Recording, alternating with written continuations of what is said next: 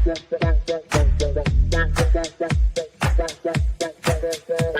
Connections Radio presents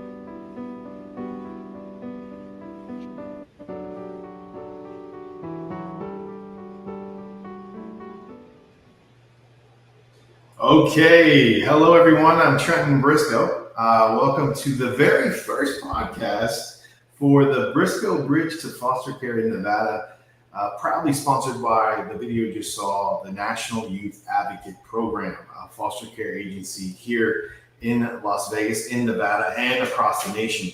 A quick disclaimer before we dive in: foster care policies and practices vary by state. I'm not claiming to be an expert. The podcast exists to help bridge the gap from those who know little about the system and want to learn more, to those considering fostering or just looking for a better understanding of how it works. Now let's kick things off. Our very first guest, my friend. She's been in the trenches. She knows the system. We went to college together. We had a criminal justice degree, if I remember correctly.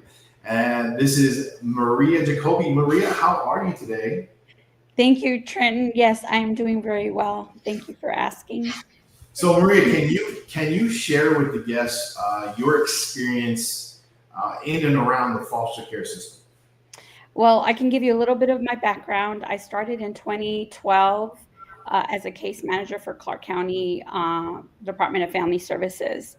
And I did it for a little bit, and then I decided to pull away, and I went with Nevada Early Intervention, which was great because I was basically building myself up because I knew I wanted to return back to Department of Family Services. And I eventually went to Child Haven. So I had learned a lot for like 9 months with early intervention, and I decided to work at Child Haven campus with mostly the Agassi Cottage, which is newborn to about 6 years of age. So Maria, you're bringing up a great thing. People are listening and they're watching and they're thinking, what's Child Haven? And I know this because every time I talk to people, they all say, what is that? Okay. Can you help the viewers, the listeners understand what is Child Haven? Child Haven is a 24-hour shelter for children that are removed from their families, their parents, due to negligence and abuse, child abuse. It is supposed to be a 24-hour emergency shelter for like a period of time for these children, but realistically, they are there for sometimes months at a time. But if there's no family and there's no foster parents to come and, check the child out, there's a lot of things that has to be fine-tuned before a foster parent can actually come in and take care of this child and see, especially with mental health involved. So to help everyone understand, this place houses the children who don't have a foster home to go to. They stay there until a foster home presents itself, right? Correct. No family, or there is a family that didn't pass background, because they go back about, I'm not really sure because it's been a bit, but 20 years back, with a background. So it's kind of intense for some of the family members where they might have like a check cashing issue that they used to do check cashing fraudulent, and they didn't pass background because of a simple thing. Right. And do you remember, and I kind of have an idea of this number, but I want to make sure, since you actually lived it a little bit, do you know the capacity that Child Haven has? It should have Agassi 12, I think 10, 12, 24. about 24, 246. No more than 80 for the whole campus. Okay, because I was told it was 90, Yeah, so that's probably about right. right. And I was also told that recently, and I don't, you know, make Mhm. it completely right, but I was told by a person high up that there is currently over 120 kids on campus right now. And that's true because after school around there's a high levels of intakes, and usually it's around Christmas time, usually it's around summertime because the teachers report, or and usually it's back to school where the teachers will report, or a lot of domestic violence causes stuff in the heat, Christmas holidays, and the children, it's a higher rate during this time. Yeah, and now isn't there another place in town that they have overflow that goes to, or is that still being used? That I know of, no, we don't have. I mean, apparently, we used to partner with a lot of other places to try to get, like Oasis, try to get a lot of these children to come in, especially teenagers, and place them right away. Yeah, I know that there was a location on Rancho that was for battered women, and then they used Yeah. half of it for the shelter. Did they don't do that anymore? Not that I know of, and because a lot of our teens, when they do have babies, they do go in the teen cottage. Got it. Yeah. So at the end of the day, we have a lot of kids in this place called Child Haven, and the way to get them out is to get more people to become foster homes so that they can help these kids have a home, have a life, uh, just be a part of a family, and that's the key. So, anything else, Maria, that you want? I know I cut you off at Child Haven, so I would love to hear more of what you've done or other stories maybe that you've had that you'd like to share that would help the viewers maybe learn and understand things a little bit better. Sure. The Child Haven is the front end of CPS. Usually the children come in through Child Protective Service, through a NEA worker, and then they take them to Child Haven. I was working as a case manager, so I was at the back end where they were already cleared up. But working at Child Haven, I mean, you have to have some dedication. You have to have some good staff. There's lots of good staff there that are dedicated to these children. My experience back before around COVID, we had a high rise of children during COVID. We were nonstop. We were employees working with kids with COVID. We had an area where we had to put them away and isolate them with staff that had to stay there for a period of time. These are dedicated employees, and Child Haven, for being a no reject shelter, will take anything because of the fact that these are children and we're here to protect them through the county when I was working there. Mhm. And 2022, our union did a big, basically, we were being activists to make sure that we were heard because I was bitten by a mental health teenager I was very bruised when she bit me. Thank God I didn't get anything torn out. I had to be rushed to UMC. Um, but right now, the battle is with mental health, children with mental health, teens, younger children. As you know, bill legislation about mental health and helping, teens and children is always going to be something at the table during legislation. Um, And I'm glad you brought up mental health. I know this is something that a lot of viewers need to understand. If you're drawn to becoming a foster home, it's not going to be the easiest thing in the world. These kids, yes, they have mental health issues, and why? Think about why they have them. Look what they've been through. And let me go back, and I'm sure Maria will feel this because she's been in there. She's had all the kids from ages infant and up. Imagine when you were in the womb as a child. You were a baby in the womb. What do you receive while you're a baby in the womb? You receive the feeling of love, like nurturing, soft music, all that. Well, these babies don't get that. They don't get that. And then when they're born into, they're not told no, they touch everything. They're not being nurtured. They're not run to them when they're crying. They're not getting all of that. So when you get these kids over time, mental health is going to happen. And really, we just need to be there for them. We need to help nurture them and reset them you know? And a lot of people want to foster thinking they're just going to get a brand new kid. They're going to have their son or daughter. And it's not like that. But I will tell you this, those kids are more appreciative because they especially when you're actually a good foster parent, you're not doing it for the wrong reasons. They appreciate you on a level that you'll never, ever, ever forget. And you'll always be happy you did what you did because you changed a life for real. Your own children will not give you as much as some of these kids will give you. And that's the key. So again, you got me on something when you talk mental health. It makes people scared and they run from foster care. And it's so opposite. It's like they just need help and we need to be there for them. They are our future. If you don't help these kids and they grow up to be adults and they don't have any help, what do you think is going to happen to our future? You know, so you got me on my pedestal there. No, and you're totally right on that. I mean, Child Haven, when the children come in working in that field, the firsthand when children come in medically neglected, lice, bed bugs. I mean, we tend to them, behavioral issues.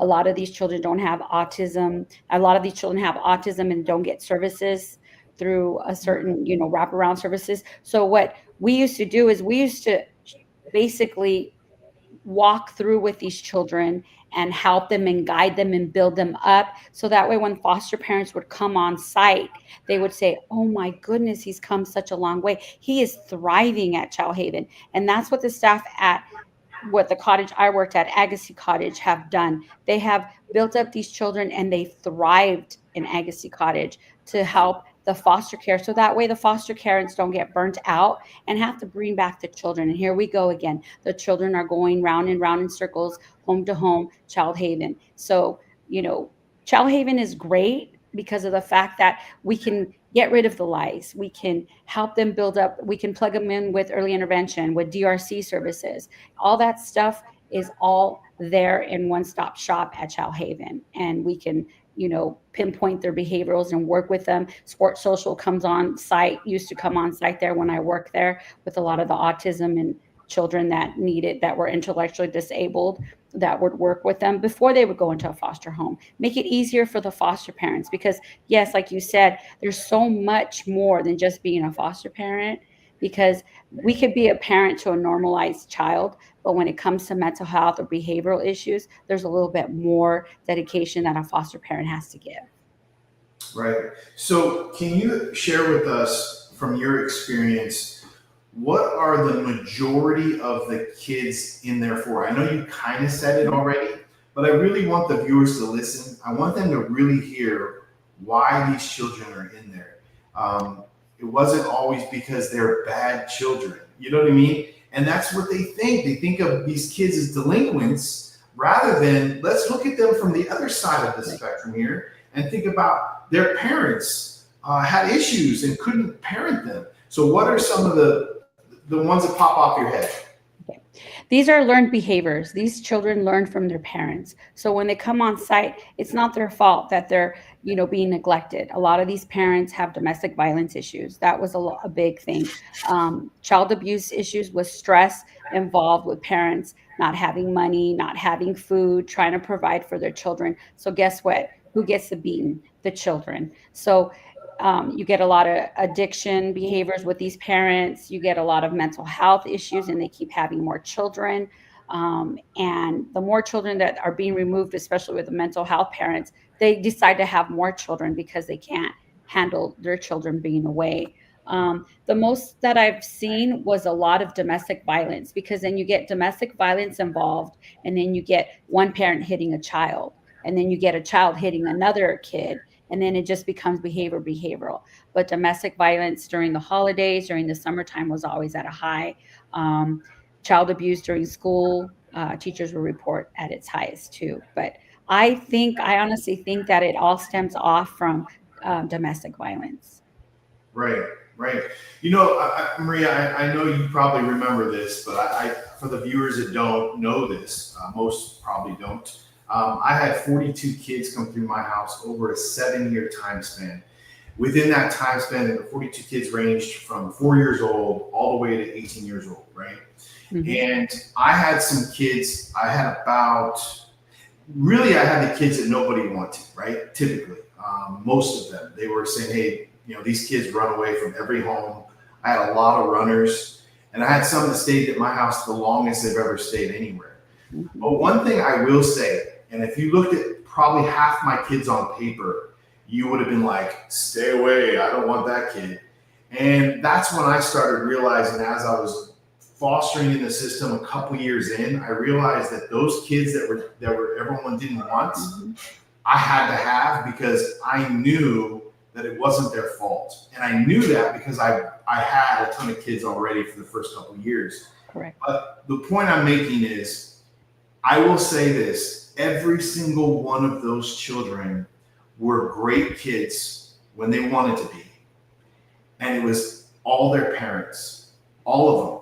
And there were even parents that were still in their lives. They got to see them, and they made the system believe, and they made me try to make me believe that it wasn't them at all.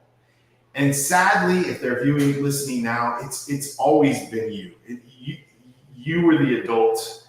At some point, you did not do something and your child went into foster care. I'm sorry, but that's just the truth.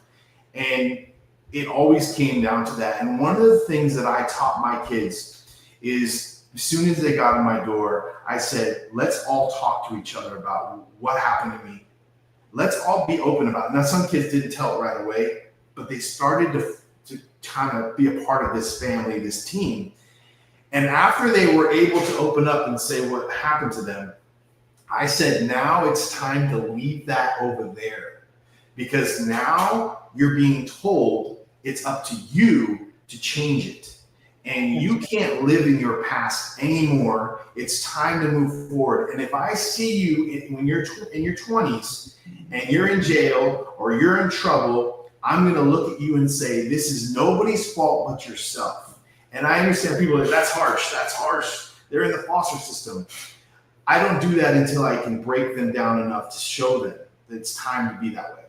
And unfortunately, these kids need a little bit of harsh reality, because they are in a terrible situation. And I always tell them that. I'm sorry that that's the way it is. But what are we going to do about it? Let's build on it together. I even tell them to forgive their parents, give their parents grace. Their parents didn't have the training. Their parents aren't bad people. They're just bad parents. In some cases, there are some bad people. Correct. That's the way you have to look at life. When you have these kids in your home, immediately one of the first things that parents do is, oh, little Bobby's such a sweet little boy. His dad is terrible. And they immediately hate the parents, right? I changed that. Don't hate those parents. Give them grace. You have no idea how they were brought up. Right. And unfortunately, they had a child, and now they're trying to do it different, and they didn't do it well either. Correct. And here's the problem. You worry about losing your child, the foster kid. Oh, what if it goes back home, and now I'm heartbroken?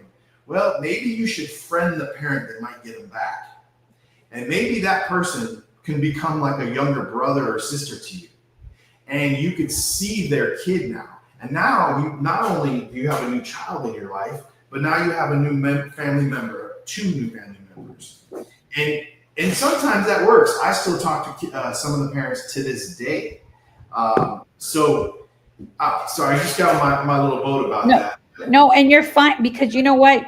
Talk of the town, when I was a case manager and at Chow Haven, Trent was the best foster parent for teens, because you had consistency in your home.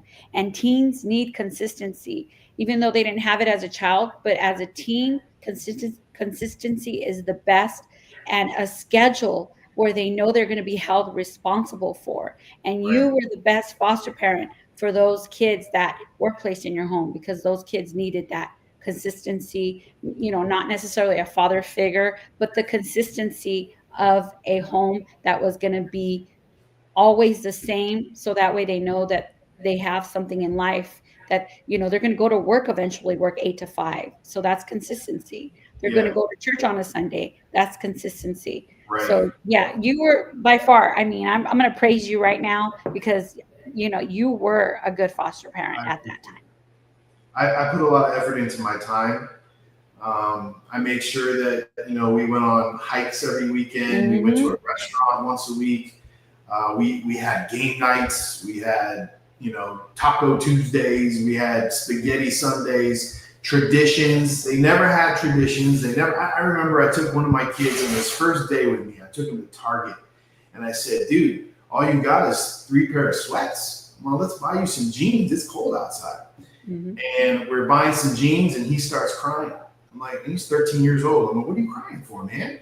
And he goes, I've never owned a brand new pair of jeans before. And I was like, what? Wow. And that hit me there. So then I started realizing these kids, you don't know it until it happens to you, you know? I had another kid that was sitting at a restaurant, didn't know what to do. And I was like, what's wrong? I was like, look at the menu. He's like, I've never been to a restaurant before. And I was like, wow. So we have to remember as people, what we've grown to understand and learn and do, these kids have never had. And Correct. So I'm all about giving them experiences, you know? And since we're on that topic too, sports, right? Sports is a huge thing in my life. I've coached all my life. I remember when I started fostering, I said, you know what? I'm going to put these kids in sports. Man, I'm going to coach their team. I had some kids that were all the same age. So I'll make my own team, you know? And to this day, 42 kids later, one kid got through a full sports season. Good. One, that's it. One. They all quit.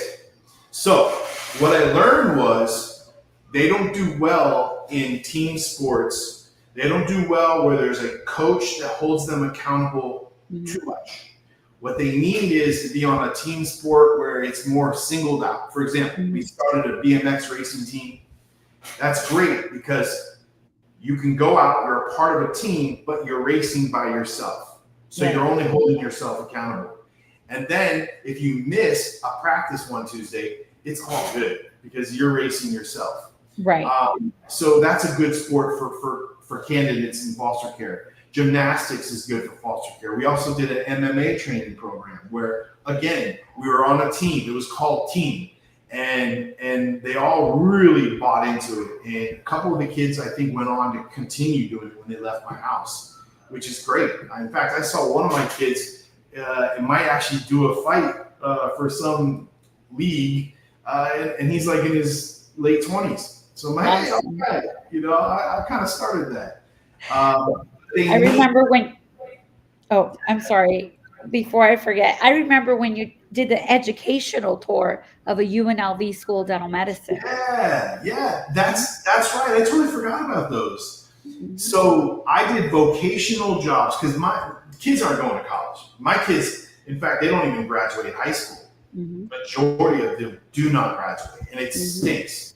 Some do. You got to put that extra effort in. So I started taking them to vocational schools to get them to show them that these are other options that you can do. And so again, experiences are huge. So if you're listening and you want to foster, or heck, if you want to start a program, if you want to make some sort of change for the kids, you don't have to foster. I would love for you to foster, but why not start a program? Start a program if you have a little bit of money and you don't want to take some kids in, and hit me up. We'll get that program and make it happen. So yeah. I mean, and it's so true because all the times that I worked there at Chow Haven, at the time I was a single mom.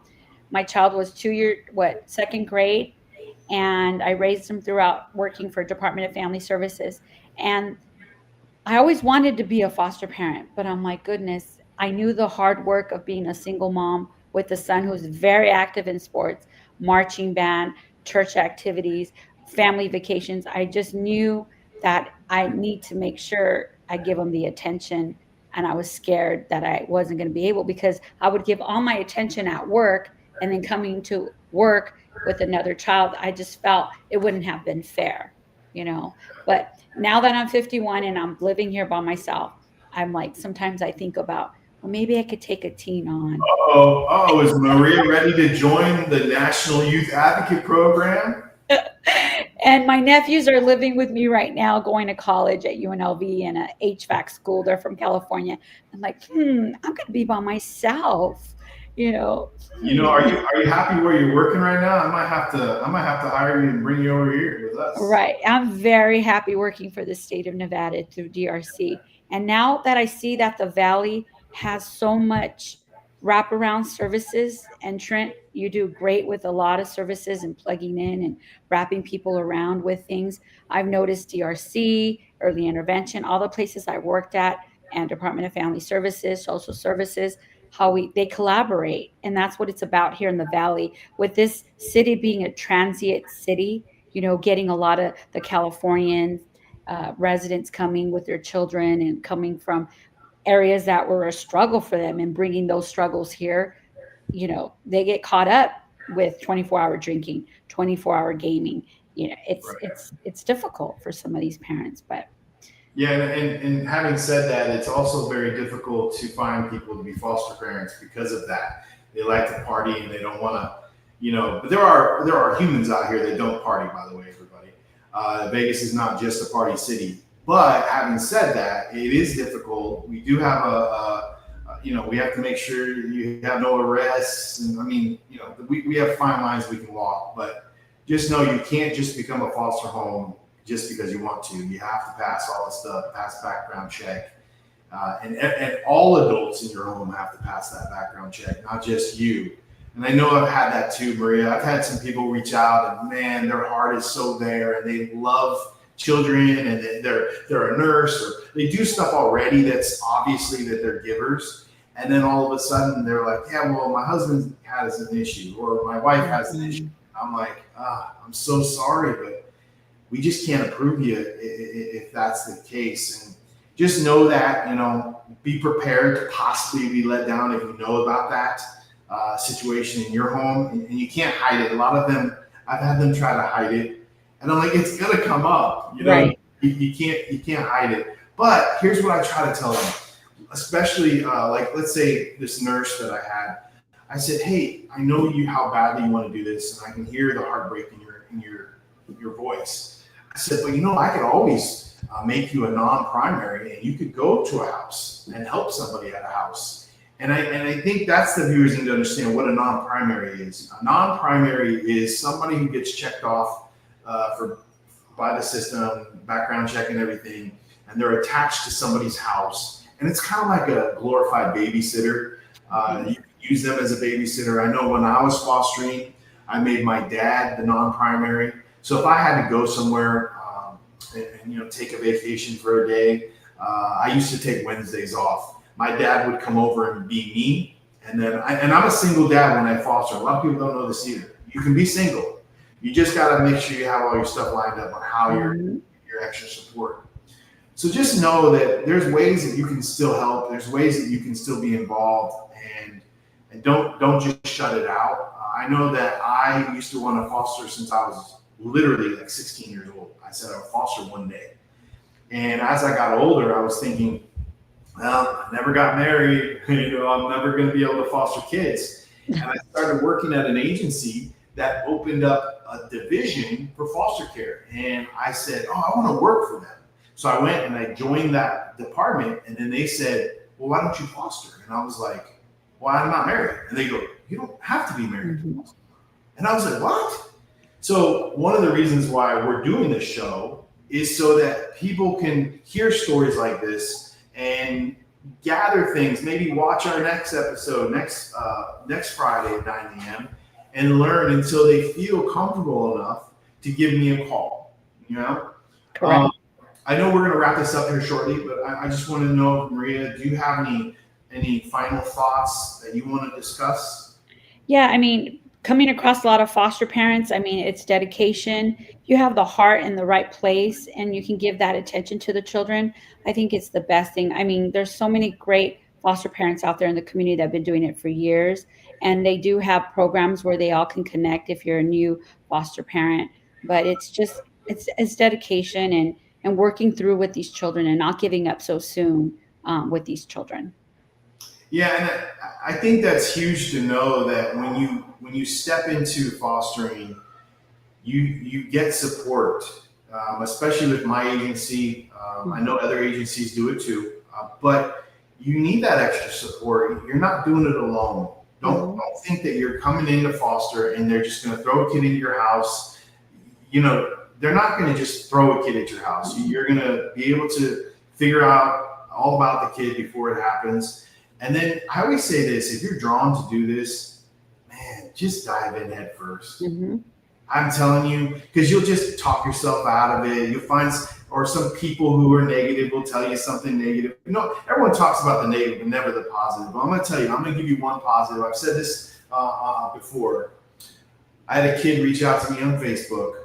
He reached out to me about 6 months ago. One of my ex-foster kids. I know him, cool kid. Barely talked to him when he was at my house. Very quiet to himself. 6 months later, ran away. I was like, yeah, I don't think I made a difference in that one, you know? Well, that kid reached out to me in an email. And that was right when I started working for NIAC. And it's almost like it was meant to happen. It was meant for him to email me at that moment because it inspired me to do what I'm doing right now. It inspired me to push harder at doing this job, expressing how amazing this is. I had 42 kids come through my house. I had hell at times, but I also had some great times. This kid's email said this. It said something like this. I can't remember exactly anymore, but it said something to the fact that I just want you to know you were the only father figure I've ever had in my life. You changed me. Being in your home was amazing. I am now a dad. I work on the strip in a very good location, and I'm thriving. Thank you so much. And I'm like, holy crap. And you don't know until you get it, until it hits you, until you were in that.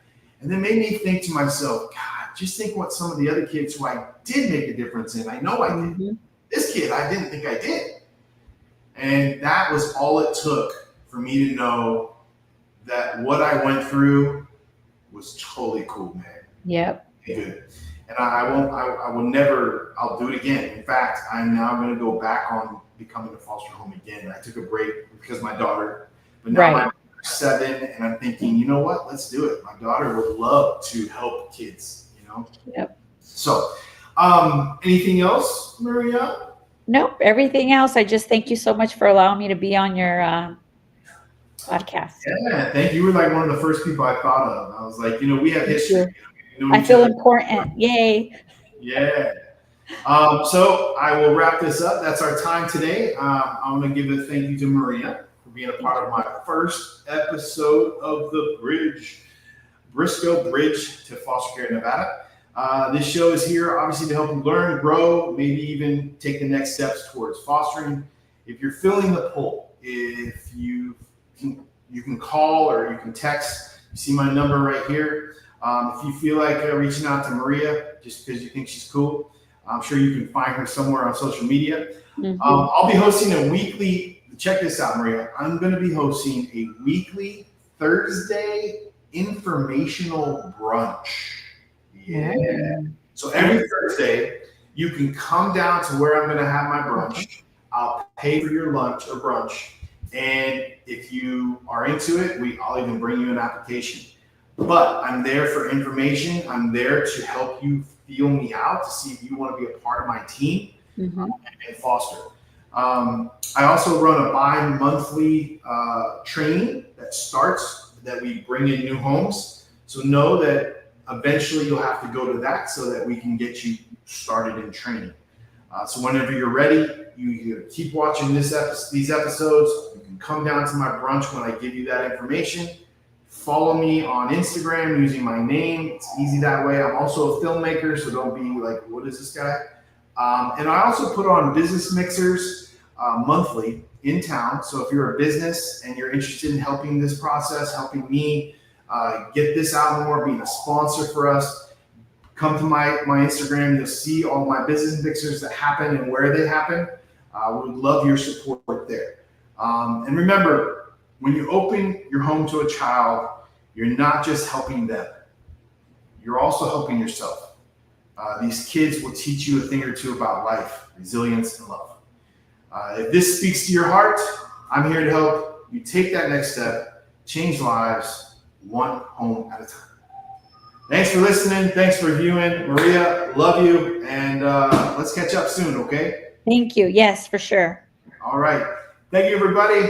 Until next Friday, 9 a.m. Take care.